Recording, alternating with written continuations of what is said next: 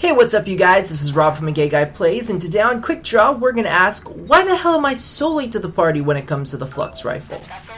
When I first started building weapons from clan research, I went straight away for the long range options for my normal reasons. You know, close range stress, personal space bubble, blah blah blah blah blah. If you watched my previous videos, then you've heard it about a million times before.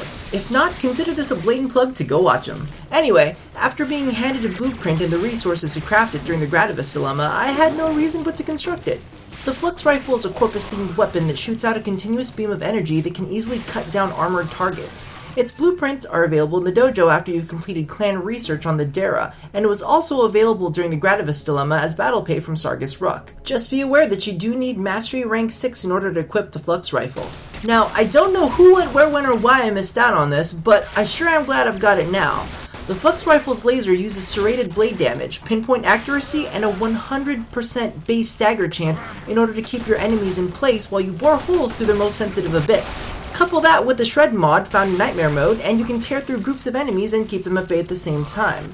Unless, of course, we're talking about the Light Infested, which totally melt when up against serrated blade damage.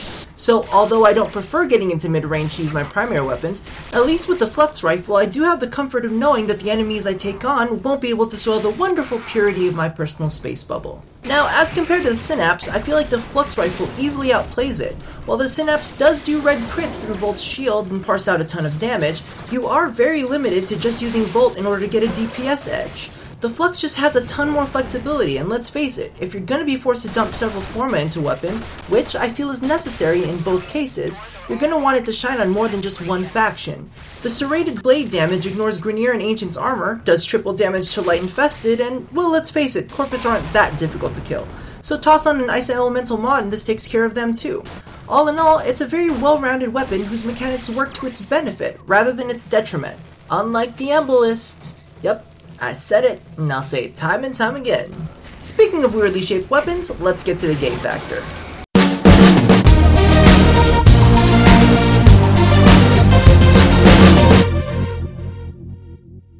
So, I know that coming up with creative weapon models can be tough at times, but let's face it, the Flux rifle looks like a giant gray version of a KitchenAid mixing attachment. I watch QVC, I know what they look like, and apparently so do the concept artists.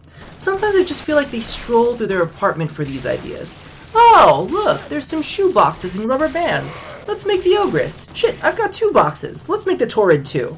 Whoa, look, it's my old lava lamp from college. You know, it's about time I worked on that acrid. Oh, bouch, go wow wow, it's fapping time. Hell, while I'm at it, let's get started on that model for the Brock Hammer skin. Now, if you guys didn't get that last one, wiki it, and you'll understand. So let's get back to the quick draw. All joking aside, I'm quite happy with the Flux rifle. Even more so now that I've been able to compare it to its electric meat stick counterpart. I feel like with a bit of polarization, it definitely has a place in everyone's arsenal. Its sheer power accompanied by its versatility make it an excellent investment when it comes to resources. It's also got great synergy with Nova as its accuracy works extremely well with antimatter drop, and its armor ignore allows you to pop a big target when you want to trigger molecular prime. An honorable mention also goes out to Banshee, whose sonar also benefits from the Flux rifle's pinpoint placement. So for anyone questioning whether the Flux rifle is worth all the time and resources, my definitive answer is yes. Thank you guys for watching another episode of Quickdraw. If you can think of any other household item-shaped weapons, leave them in the comments below. And if you already haven't, be sure to subscribe for more gaming content here at A Gay Guy Plays.